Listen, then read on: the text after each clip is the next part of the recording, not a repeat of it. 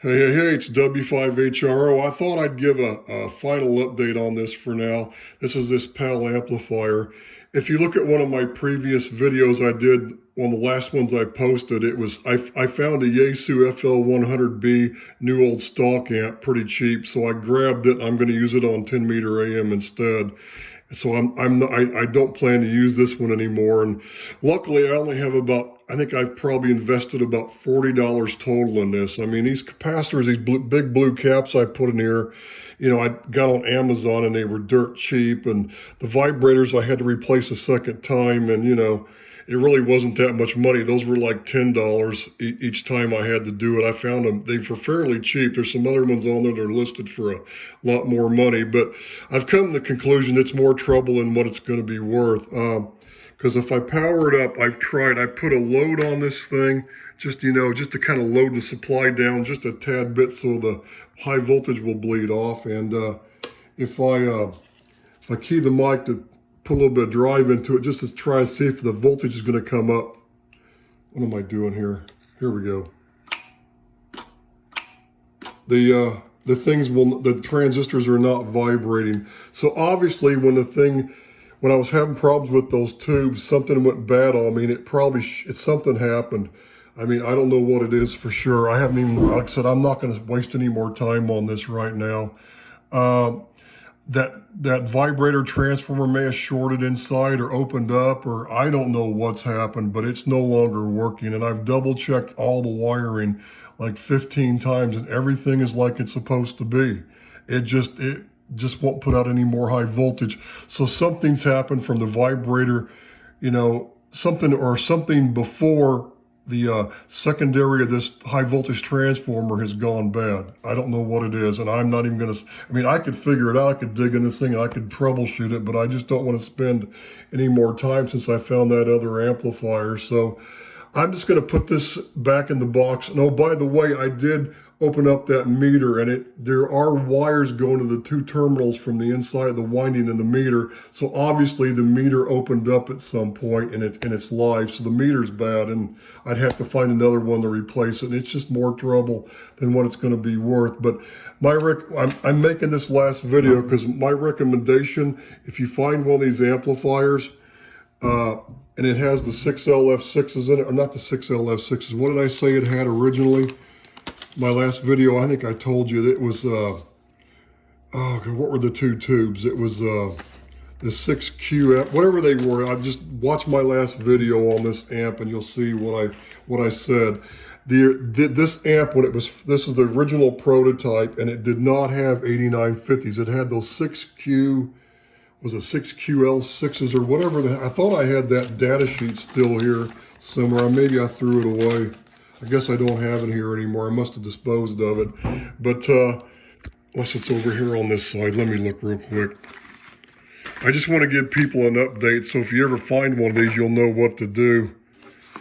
No, I don't have it here. So anyway, I'm just going to put this in a box out in the garage, save it, maybe someday for parts, or maybe one of these days I might want to run it in the car. I doubt that's ever going to happen though. But someday I might take this out and I might play with it again for some other project. But it's probably not a bad amp. If you find one like I did like this that's still original and it hasn't been messed around with, just take those 6Q, whatever tubes that are in there, and if they're bad, just spend the money, search online. You can still find them. It's probably going to cost you about 40, 50 bucks a tube, if not more. Just get a pair of them, put them in here.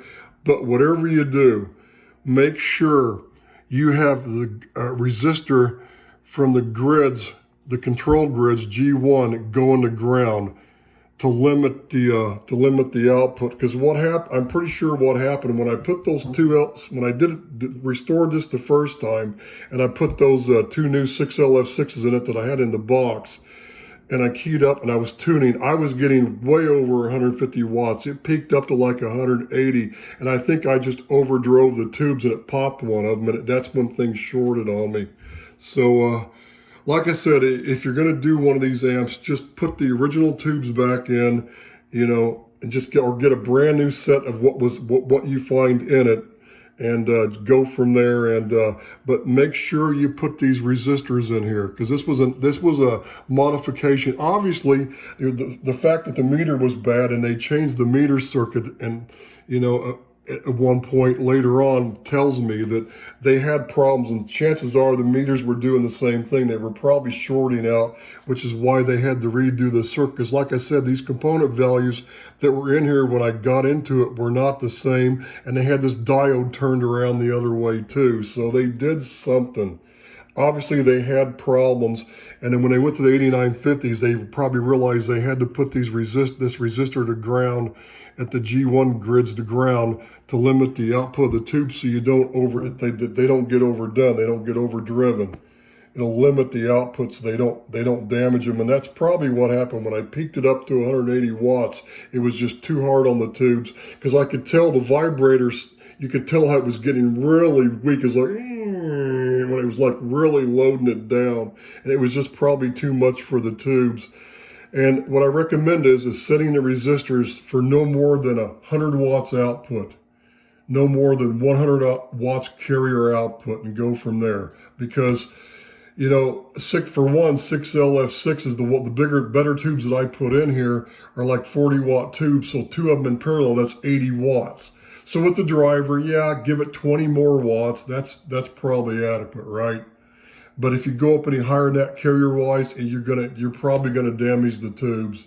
And these things, I'm sure these things were plagued with problems. People were probably popping those 6Q, what were they, 6QL, whatever they were, I forget the number, but just watch my last video. So anyway, that's all for now. I just thought I'd just kind of wrap this one up and tell you that it's here with the situation with mine, it's more trouble than what it's going to be worth. And now I don't need the amp anyway, since I found that Yaesu amp. So, you know, hey, live and learn, you know. But this probably wouldn't be a bad amp as long as you limit the output of it with those G1 resistor down the ground on the two final tubes. And that's what I would recommend. Well, what I would do is I would tune the input of the driver tube first, then select the resistor to limit it to 100 watts. Because if you tune the input to this tube, the power is going to come up anyway. So I would do that first, tune the input for a 1-to-1 SWR. The drive power is going to automatically come up when you do that. And then just set that resistor till you get 100 watts carrier output, not 150, 100. Because when you set it right and it doesn't back up when you modulate, then it's going to peak up a lot more than that when you talk, and that would be fine. So that's all for now on this amp. Like I said, this is going to be the final video I make on this, unless, you know, a few years down the road I decide, like I said, to do something else with it and dig into it and see what actually happened. I could figure it out. I just don't want to spend the time since I don't need it anymore. So, like I said, live and learn. This is W5HRO 73s.